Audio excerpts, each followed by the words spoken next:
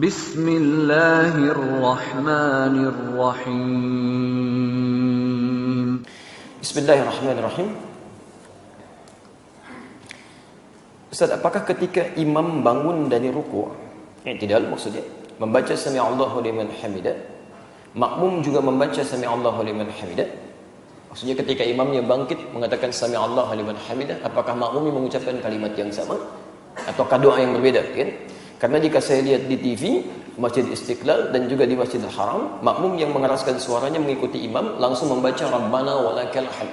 Jadi beliau melihat di TV ya, dibandingkan dengan di Istiqlal, dibandingkan dengan di Masjidil Haram, ketika imam yang mengucapkan sami'allahu liman hamidah, makmum yang mengucapkan Rabbana walakal hamd.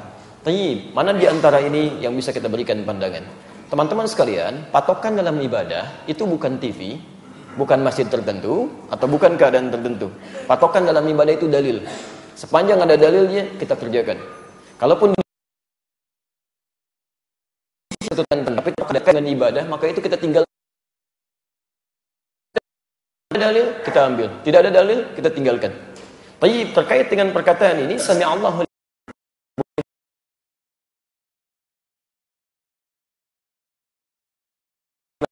para berkata sami'allahu liman hamidah. Jadi imam i'tidal bangkit mengatakan sami'allahu liman hamidah, maka anda makmum mengatakan rabbana walakal hamd. Belum selesai hadisnya. Faman wafaqa qawluhu qawlal malaikati ghufira lahu ma taqaddama min dhanbi. Maka siapa yang kalimat rabbana walakal hamd kemudian bersamaan dengan kalimat yang diucapkan malaikat. Ternyata di hadis ini disebutkan begitu makmum mengucapkan Rabbana walakal hamd, itu ada sebagian malaikat punya ikut salat dan dia mengucapkan kalimat yang sama, Rabbana walakal hamd. Jika bersamaan kalimatnya, maka pada saat itu kemudian disampaikan oleh Nabi, ghufira lahu ma taqaddama min dzambi. Diampuni dosa-dosa yang pernah dilakukan oleh orang ini. Diampuni dosa-dosa yang pernah dilakukan oleh orang ini.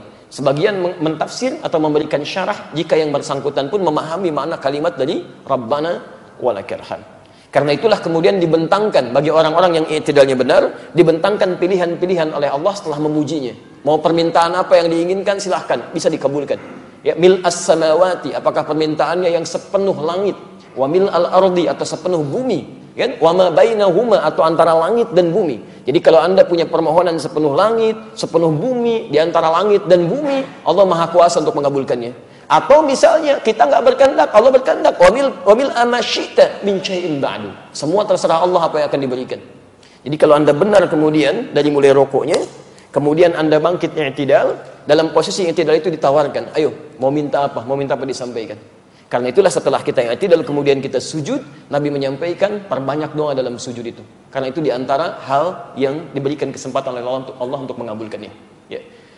Saya berikan catatan sebentar di Quran surah ke-48 ayat 29. Di mushaf standar posisi paling kanan, dari atas sedikit sampai ke tengah, bahkan ke bawah. Perhatikan kalimatnya. Quran surah 48 Al-Fatah ayat ke-29. Saya berikan tambahan sedikit ya. Jika Anda dalam posisi rukuk atau sujud, mohon manfaatkan betul posisi ini untuk memperbanyak doa kepada Allah, khususnya dalam keadaan saat sujud. Dan yang paling menarik, doa yang dimintakan dalam sujud ini spesifik diisyaratkan oleh Al-Quran, minta yang luar biasa, jangan yang biasa-biasa. Jangan yang biasa-biasa. Lihat kalimatnya, Muhammad Rasulullah. Muhammad itu utusan Allah. Walladzina ma'ahu, sedangkan sifat orang-orang yang bersama beliau, bersama Muhammad sallallahu alaihi wasallam. Baik ma'a itu, ya ma'a itu bisa diartikan bersama langsung secara fisikal, di orangnya ada.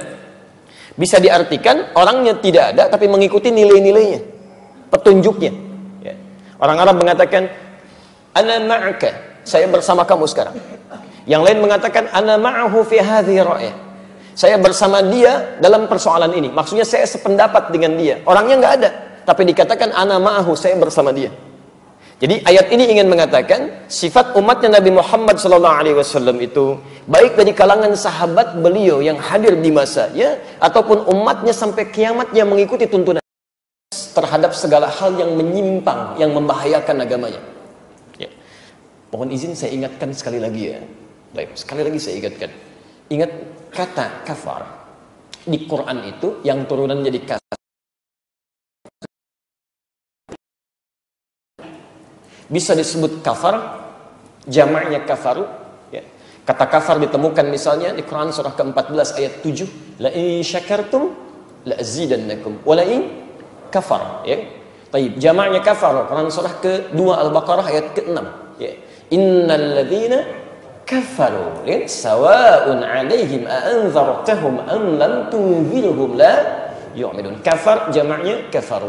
Kalau disebutkan kafar atau kafaru, itu umumnya yang disebutkan bukan orangnya, tapi perbuatannya. Perbuatan yang menyimpang dari ketentuan Allah. Tapi penyimpangannya sangat tinggi, dan ini bisa dilakukan baik oleh non muslim. Kalau non muslim jelas karena nggak ada iman. Yang paling menarik, ada orang-orang mengaku beriman, muslim, tapi melakukan perbuatan seperti ini. Karena itu kalimatnya, maaf ya, dimiripkan dengan perbuatan orang kafir. Seakan-akan ada kecaman di situ. Kamu sudah beriman, kok perbuatan kamu mirip-mirip orang kafir? Itu kafar. Artinya parah perbuatannya itu. Ya. Ada orang mengaku muslim, sudah beriman, tapi nggak mau sholat. Ada yang begini?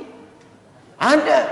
Kalau non-muslim nggak sholat, karena dia nggak ada iman. Tapi yang paling menarik, ada orang mengaku beriman, nggak mau sholat. Ini yang aneh.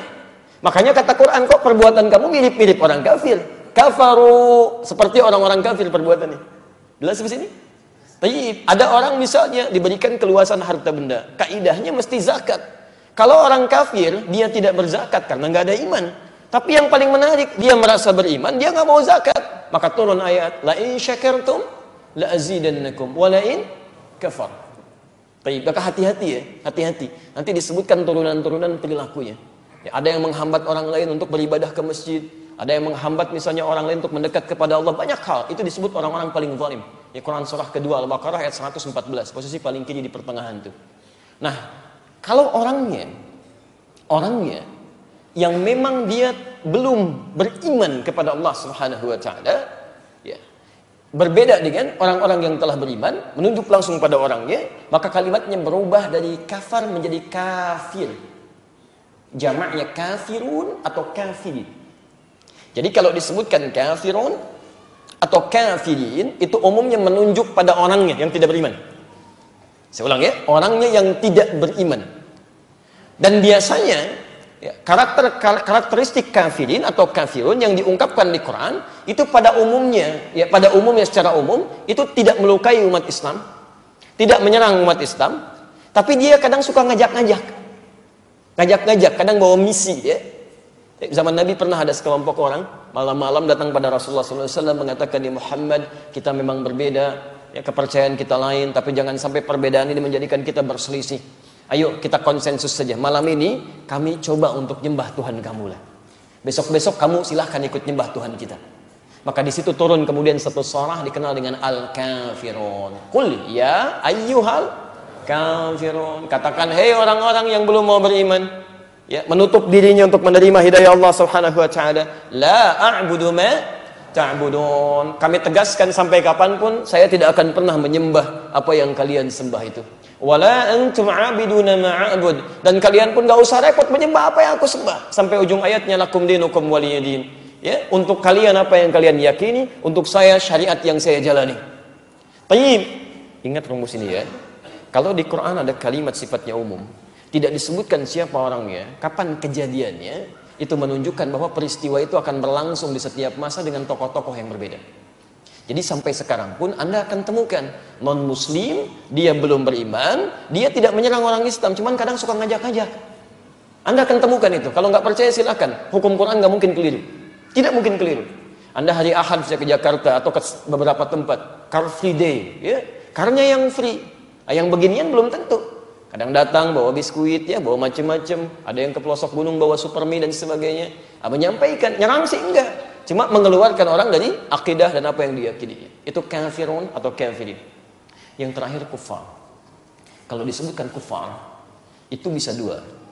Bisa berbentuk perilaku, jadi jamak sekaligus. Bentuk perilaku yang bisa membahayakan pada nilai-nilai Islam atau orang Islamnya. Jadi ini semacam perilaku, kemudian pemikiran, ide, budaya dan sebagainya. Atau yang kedua, langsung orangnya yang memang dia berniat merencanakan dan sudah ingin menghancurkan misalnya nilai-nilai Islam atau menyakiti orang-orang Islam. Maka pada yang seperti ini mesti tegas. Tegas. Sudah selesai. Kalau tahu menyimpang ya tinggalkan aja. Ya. Misal ada pemikiran misalnya yang tiba-tiba mengganggu Anda, keluar dari ketentuan ayat-ayat Quran. Ya, atau minimal mengolok-olok ayat-ayat Quran. Yang begini tegas tinggalin aja, nggak usah banyak dikomentari. Ya, tinggalkan, jauhi, isolasi, selesai. Misal Quran surah ke-4 An-Nisa ayat 140, posisi paling kiri sebelah bawah. Wa qad nazzala 'alaikum fil kitab, telah tetap ketentuan bagi kalian tertuang dalam Al-Qur'an Al-Kitab. An idza sami'tum ayatin nahi yukfaru biha. Kalau Anda mendengar ayat-ayat Allah diingkari, ada yang mengatakan mengolok-olok dan sebagainya, wa yustahza'u biha, ya, atau minimal mengolok-olok ayatnya, fala taq'udu mahum. Maka tegas kalimatnya la nahi, larangan. Jangan sertai orang-orang ini. Jangan duduk mereka bersama mereka, tinggalkan mereka, jauhi pendapatnya, jangan baca bukunya, isolasi.